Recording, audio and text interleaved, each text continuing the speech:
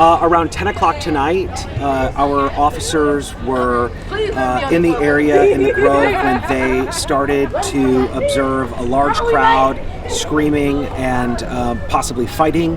Officers responded. They ended up seeing a very large fight. Our officers attempted to break that fight up. While doing so, multiple other large fights started to break out. In the midst of those fights and us trying to break up those fights, one of our officers at some point fell, hit his head on the ground.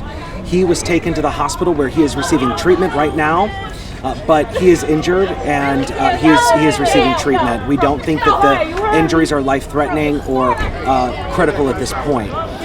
During the process of breaking up the fights, one of our anti-crime task force detectives had a firework shot at him, and in the midst of the breaking up the fights, one of our officers had an individual who was armed with a rifle jump on the back of him, and we ended up taking those individuals into custody that either injured our officers or attempted to injure our officers tonight.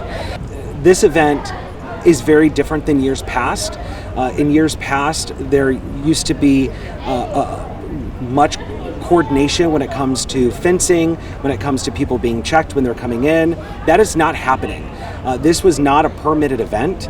This is people who routinely come every year to the Grove for Pride Weekend. And so there has to be a larger conversation with business owners on Manchester Avenue or here in the Grove, with the city of St. Louis and public safety officials, so that way this never happens again. There is no reason one of our officers should be in the hospital right now. This will not happen again.